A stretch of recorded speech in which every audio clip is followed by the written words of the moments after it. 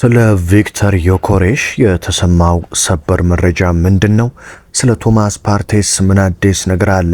ሮድሪጎ የምር ወደ አርሰናል ይመጣሉ? የሼሽኮ ጉዳይስ በወሬ ቀረ?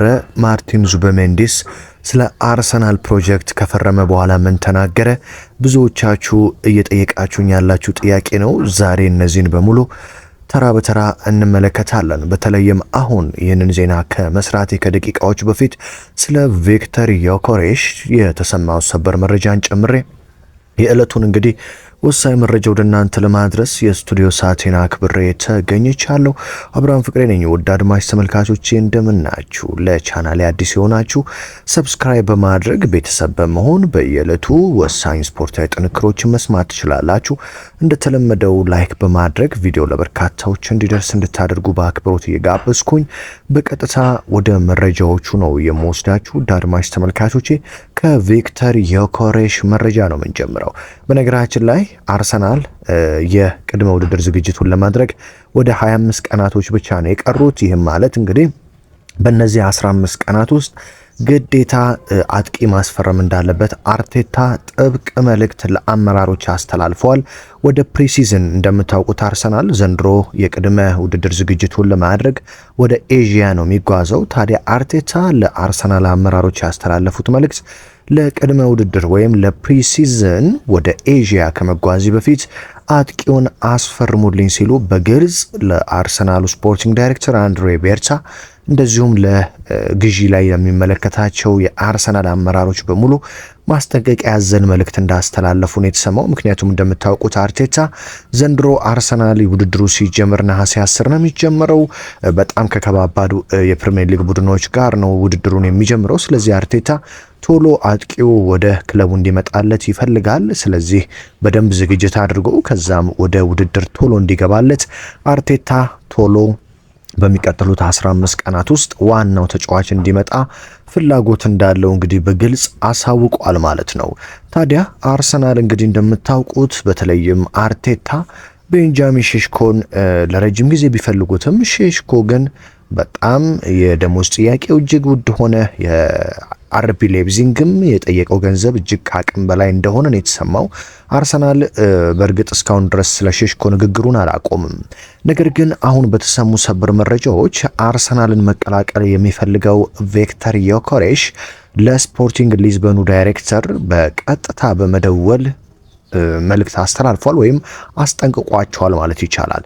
እንደምታውቁት ስፖርቲንግ ሊዝበኖች ቪክተር ዮኬሬሽን ለተጨማሪ ዓመታት ለማቆየት ዋጋውን ውድ እያደረጉ እንደዚሁም አንዴ ቆይ እናስብበት እያሉ ክለቦች የሚያቀርቡትን ዝውውሮች ውድቅ እያደረጉ ዮኬሬሽን የዝውውር መስኮቱ እስኪዘጋ ድረስ እንደዚህ በማድረግ ቀጣይ ዓመትም በክለባቸው እንዲቆይ ለማድረግ ከፍተኛ ስራ እየሰሩ ነው። ነገር ግን ቃል ገብተውለት ነበረ። ባለፈው ዓመት ክረምት ሲመጣ እንለቃለን ብለው ከሱ ጋር ተስማምቶ እንደነበር ይታወቃል። እሱም ከስፖርቲንግ ሊዝበን ጋር ዋንጫዎችን አሳክቶ በሰላም ለመለየት ፈልጎ የነበረ ቢሆንም የስፖርቲንግ ሊዝበን ዳይሬክተሮች ግን እሱ እንዲቆይላቸው የተለያዩ ምክንያቶችን እየፈጠሩ ይገኛሉ።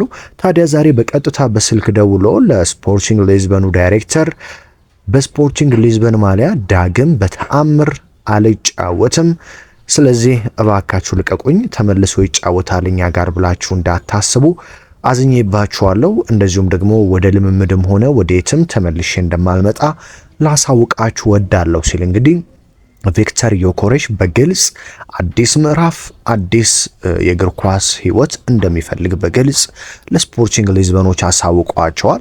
ቪክተር ዮኬሬሽም የመጀመሪያ ፍላጎቱ የመጀመሪያው ፕራዮሪቲው ወይም ቅድሚያ የሚሰጠው መድፉን ቀዩንና ነጩን ማሊያ እንደሆነ በተደጋጋሚ ለጓደኞቹ እንደዚሁም ለጋዜጠኞች ተናግሯል። ዩናይትድ ቢፈልገውም በርካታ ዩቬንቱስ ቢፈልገውም ቪክተር ዮኬሬሽ ግን የአርቴታን ፕሮጀክት እንደወደደና ወደ ፕሪሚየር ሊግ ዳግም ተመልሶ ከዚህ በፊት እንደምታውቁት በሻምፒዮንሺፕ ነበረ የተጫዋች እናም ተመልሶ መጥቶ በቀዩና ነጩ ማሊያ የአርቴታን የአርሰናልን የመድፉን ሰራዊት የፊት ለፊት መስመር መምራት እንደሚፈልግ በግልጽ አሳውቋል። ስለዚህ አርሰናልም እንግዲህ ንግግሮች እንደቀጠሉ ነው። በተለይም የሼሽኮ ነገር ወደ ኋላ እየተጎተተ ስለመጣ በአሁኑ ሰዓት አርሰናል ዋነኛ ንግግሩን ከቪክተር ዮኬሬሽ ጋር አድርጓል። ስለዚህ በሚቀጥሉት 15 ቀናት ውስጥ አርቴታ እንዳሉት ግዴታ አንድ አጥቂ መምጣት አለበት። ስለዚህ አርሰናል የሼሽኮ ጉዳይ ጊዜ የሚወስድና አርቢ ሌብዚንጎች አሁንም ተጫዋቹን ለመሸጥ ወደ ኋላ ማለታቸውን ተከትሎ ሁነኛ ምርጫው ቪክተር ዮኬሬሽን የማድረጉ ጉዳይ በአሁኑ ሰዓት እንግዲህ ወደ 70% መድረሱን ፋብሪዚዮ ሮማኖ ዘግቧል። ስለዚህ የቀጣዩ ዓመት የአርሰናል አጥቂ በብዛትና በስፋት ዮኬሬሽ የመሆን እድሉ ሰፊ እንደሆነ እየተገለጸ ነው ማለት ነው።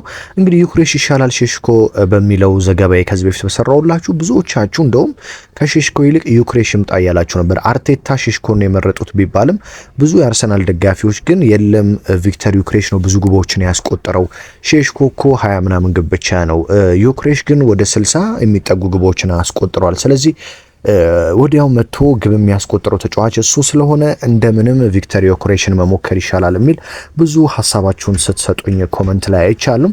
ስለዚህ በቀጣዮቹ ቀናት ዮኬሬሽና አርሰናል አዲስ ምዕራፍ ላይ ደርሳሉ ተብሎ እንደሚጠበቅ ፋብሪዚዮ ሮማኖ እንግዲህ ዘግቦታል ማለት ነው። ማርቲን ዙቢሜንዲ የአርቴታን ፕሮጀክት እጅግ ያደነቀበትን ንግግር አድርጓል። ዙቢሜንዲ እንግዲህ ወደ አርሰናል መጥቶ በይፋ ከተቀላቀለ በኋላ የአርቴታ ፕሮጀክትን እንዴት እንዳገኘው ከጋዜጠኞች ተጠይቆ ነበረ። ታዲያ ማርቲን ዙቢሜንዲም አርሰናል ከነ ሊቨርፑል፣ ማንቸስተር ሲቲ የተሻለ ፕሮጀክት አለው ብሏል። እንደምታውቁት ዙቢሜንዲ በሊቨርፑል ተጠይቆ እንደነበር ታውቃላችሁ። ስለዚህ ሊቨርፑል ሲጠይቀው የሊቨርፑል ፕሮጀክትን ያውቃል። ፕሮጀክታችን እንደዚህ ነው፣ እኛ ጋር መጥቶ እንደውም ለመፈረምም ከጫፍ ደርሶ እንደነበር የሚታወቅ ነው። ከዛ በኋላ አርቴታ ናቸው ፕሮጀክቱን ሲነግሩት የአርሰናልን ሀሳብ የቀየረው እና ምን አለ? የሊቨርፑል ፕሮጀክትን አውቃለሁ፣ ከሊቨርፑል ፕሮጀክት ይልቅ ግን የአርሰናል ፕሮጀክት እጅግ አጓጊና ውጤታማ ነው። በእንግሊዝ ፕሪሚየር ሊግ ትልቅ እግር ኳስ ባህል ያለው ታሪክ ያለው አመቱን ሙሉ ሳይሸነፍ ዋንጫ የበላ ብቸኛው ቡድን አርሰናል እንደሆነ አውቃለሁ። ታዲያ አርቴታ ይህንን ቡድን ወደ ቀድሞ ገናናነቱና ክብሩ ለመመለስ እንደዚሁም በአውሮፓ መድረኮችና በፕሪሚየር ሊጉ ወደ ገናናነቱ ለመመለስ የቀረጹት ፕሮጀክት እጅግ የሚያጓጓና ትክክለኛ ነው። ስለዚህ እኔም የአርሰናልን ፕሮጀክት ለመቀላቀል ወስኛለሁ። ይህንን ፕሮጀክት እስካገለግልና ከአርቴታና ከቡድን አጋሮቼ ጋር ሆኜ የመድፉን ታላቅነት ገናናነት እስክመልስ ድረስ ጓጉቻለሁ ሲል እንግዲህ የ26 ዓመቱ የዲፌንሲቭ ሚድፊልደር ወይም ደግሞ የተከላካይ አማካኝ ተጫዋች ማርቲን ዙቢሜንዲ በይፋ አሳውቋል ማለት ነው። በሌላ በኩል አርሰናሎች አሁንም በዝውውሩ የክንፍ ተጫዋች ይፈልጋሉ። የክንፉ ተጫዋች እንዳልኳችሁ በማርቲኔሊ በኩል የሚሰለፍ ነው። ታዲያ እንደሚታወቀው አርሰናል ከሪያል ማድሪዱ ሮድሪጎ ጋር ስሙ በስፋት ሲያያዝ ነበር። ከሮድሪጎ በተጨማሪ ግን አርሰናል የኒውካስትል ዩናይትዱን አንቶኒዮ ጎርደንን ለማምጣት ሊስት ውስጥ ይዟል። በነገራችን ላይ እስኪ የትኛው እንደሚሻል ኮመንት ላይ ያስቀምጡልኝ፣ አንቶኒዮ ጎርደን ወይስ ሮድሪጎ? እኔ በግሌ አርሰናል አንቶኒዮ ጎርደንን ቢያገኝ ይበልጥ በጣም ምርጥ የሆነ የፊት ለፊት መስመር ይኖረዋል ብዬ አስባለሁ። ምክንያቱም አንቶኒዮ ጎርደን ለአርሰናል ጨዋታ በእጅጉ የሚመጥን ፕረስ የሚያደርግ ኳስ ድሪብል የሚያደርግ ከዛም በላይ ደግሞ ግቦችን አስደናቂ ግቦችን የሚያስቆጥር በጣም የተዋጣለ ተጫዋች ነው ጎርደን። በተለይም ፕሪሚየር ሊጉ ላይ እንደ ኒውካስትል ባለ ምርጥ ቡድን ውስጥ ደግሞ መጫወቱ የፕሪሚየር ሊጉ ከፍተኛ ልምድ ያለው ተጫዋች እንዲሆን ያደርገዋል። ስለዚህ አርሰናል ከሮድሪጎ ይልቅ ምክንያቱም ሮድሪጎ እንደምታውቁት እጅግ ውድ ዋጋ ይጠይቃል። አንቶኒ ጎርደንን ቢጠይቅም ከሮድሪጎ ግን የሚያንስ ነው የሚሆነው። ስለዚህ አንቶኒ ጎርደንን አርሰናል ቢያገኝ በጣም ጥሩ የሚሆን ይመስለኛል በግል አስተያየት ማለት ነው። ነገር ግን አርሰናል እንደምታውቁት አንቶኒ ጎርደንና ሮድሪጎን እየተከታተለ ቶማስ ፓርቴ በነገራችን ላይ አሁንም ንግግሩ አልቆመም ከአርሰናል ጋር። ታዲያ ሚኬል አርቴታ በተለይ አንቶኒዮ ጎርደንና ሮድሪጎን ጉዳይ በጥልቅ እየተከታተሉ ቢሆንም ቶማስ ፓርቴም ደሞዙ ሳይጨመርለት እዚሁ መቆየት ከፈለገ ማቆየት የሚቻልበት አማራጭ ካለ እየተመለከቱ እንደሚገኙ ነው የተሰማው። የቶማስ ፓርቲ ጉዳይ 100% የተጠናቀቀ ባይሆንም የመቆየትም የመልቀቅ እድሉ እንግዲህ ልትበጠስ እንዳለች ገመድ ነው። ስለዚህ ፓርቲ ሊቀጥልም ሊለቅም የሚችልበት እድል እንዳለ ተሰምቷል ማለት ነው። በሌላ በኩል ደግሞ የአያክሱን ጄሮል ሃቶን እንግዲህ አርሰናሎች ለማስፈረም የጄሮል ሃቶ ወኪል እንግዲህ በአሁኑ ሰዓት ለንደን እንደሚገኝና ከአርሰናል ጋር ንግግር እያደረገ እንደሚገኝ የአርሰናልን ፕሮጀክቶች እየተመለከተ እንደሚገኝ እንግዲህ መረጃዎች ወጥተዋል ማለት ነው። ውድ አድማጭ ተመልካቾቼ በሰበር መረጃ እንግዲህ ቪክተር ዮኬሬሽ ለስፖርቲንግ ሊዝበን ዳግም መጫወት እንደማይፈልግና መድፉን ለመቀላቀል ፍላጎቱ ከቀን ቀን እየጨመረ እንደሆነ ታዲያ ያ ከ67% በላይ የቀጣይ ዓመት የአርሰናል አጥቂ ቪክተር ዮኬሬሽ የመሆኑ እድል ሰፊ እየሆነ እንደመጣ አወራን። በሌላም በኩል ስለ ዙቢሜንዲ እንደዚሁም ደግሞ ሮድሪጎ እና አንቶኒዮ ጎርደን እንደዚሁም ስለ ፓርቲ የተወሰኑ ዳሰሳዎችን አድርገናል። በሌሎች መረጃዎች ማንቸስተር ዩናይትድ የብሬንፎርዱን አጥቂ ምቤሙን ለማስፈረም የተሻሻለ 60 ሚሊዮን ዩሮ የዝውውር ሂሳብ አቅርበዋል። ብሬንፎርድም እንግዲህ አሁን ላይ በተሻሽሎ በቀረበው ገንዘብ ደስተኛ እንደሆነና ምቤሙን አሳልፎ ለመስጠት እያሰበ እንደሚገኝ ነው የተሰማው። ስለዚህ ዩናይትድ ምቤሙን ያገኛል ተብሎ ይጠበቃል።